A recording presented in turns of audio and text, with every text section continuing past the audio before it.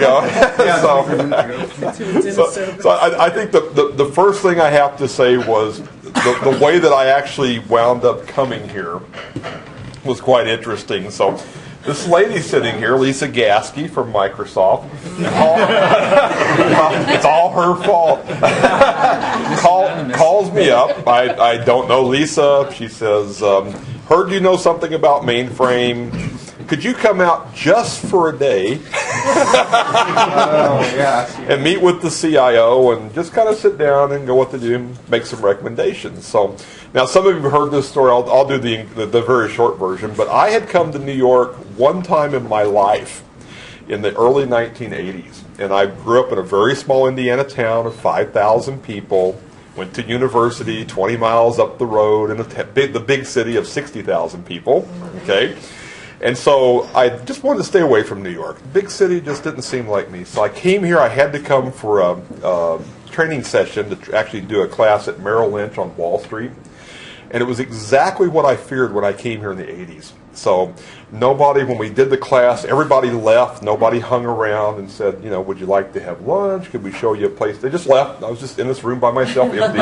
Seriously, right? So I just kind of wandered down out onto Wall Street, and I was looking around for some place to eat. And I went in. I can't remember it because it looks different now than it did in the 80s to me. But I went in, I don't think it was the Seinfeld, evil chef, but I went into a sandwich shop at lunchtime, and I made the mistake of trying to read the menu when it was my turn to order.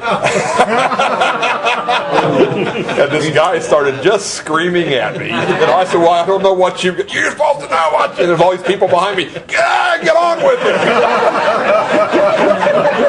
So I was like, ham and cheese. Okay. It was a kosher deli. Okay.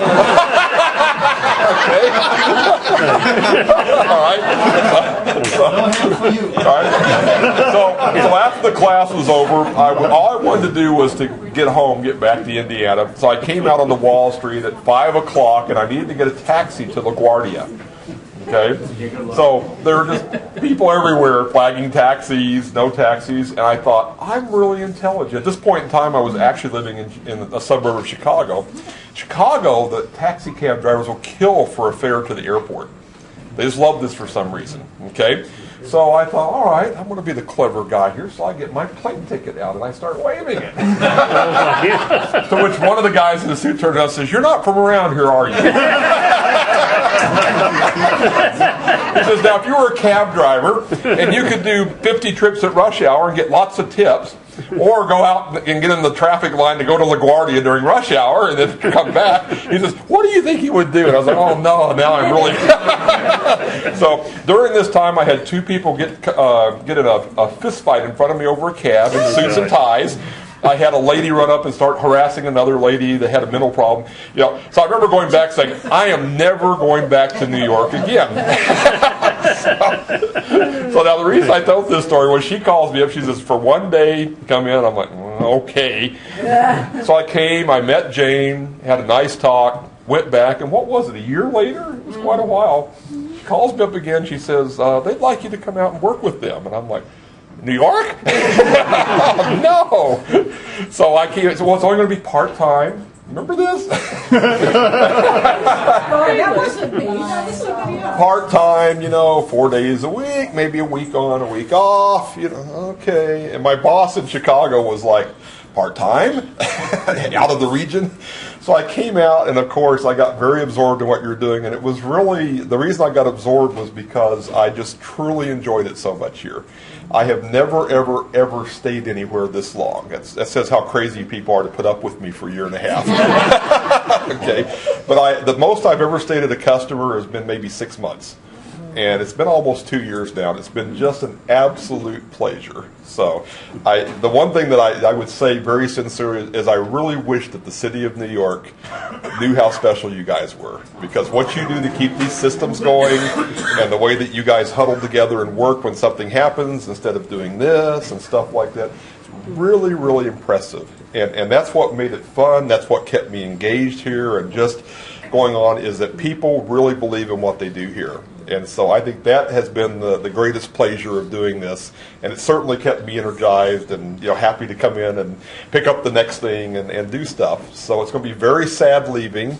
I'm not quite sure where I'm going yet. There are 3 different places that I might go. One of them is the Department of Revenue in Washington State, who do property taxes. God help them. And now you wish to spend more time with Solomon, right? Yeah, that's why I was over at your desk the other day. Remember, I came over to Solomon's desk and tell me everything you know about exemptions. 2 hours. 2 hours later. Just say, I know a guy in New York that knows how to do it. Yeah. But he's in Africa or Turkey or somewhere. Yeah, exactly.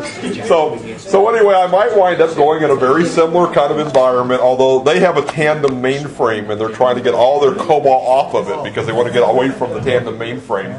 So it's a little bit interesting thing, but I actually worked with Tandem years ago. You could probably count the people on the planet on your fingers that have, I guess. So I might go work on something. Might be kind of fun for me, and the Micro Focus COBOL and into .NET and stuff. So we'll see. The other one that's interesting is Vanguard, which is just right down the road in Philadelphia, is trying to get me to come in and do a large, more modernized kind of thing with them. So not quite sure which one I'm going to go to right now. Craft I won't go to because Microsoft has to bring me in with what they call pre-sales funding. And when they have billable work, if you understand, which is when you go to billable work. So that's why I'm not going to probably go to Craft, which is where I wanted to go because I'm close to home there. Well, I might just hop on a train if you'll tell me which train to get on then. You'll wind up in Florida. So anyway, it's just been an unbelievable pleasure, and I could spend days telling fun stories, and you all know I could. I don't have fun stories to tell your other engagements. I'll have a few fun stories, but they'll always be very affectionate stories. So the one thing that never happened here with all the things that have happened and all the different challenges and things that have come up, there has not been a single person in this organization that I have learned to dislike. And it's very unusual to come into a very large organization, with the dynamics and stuff as a consultant, where you have to, work a little bit differently and not have some conflict with somebody. And it was just amazing, even at the end of the day when people have their challenges with each other, you're all friends with each other. I mean, it's just really amazing the family kind of feeling that's in this organization. Really, really strong. So, and I just really commend you for it. So thanks very much. And thanks for making Nadia also feel at home here. It's fun to be with. That's wonderful. Nadia's done so much.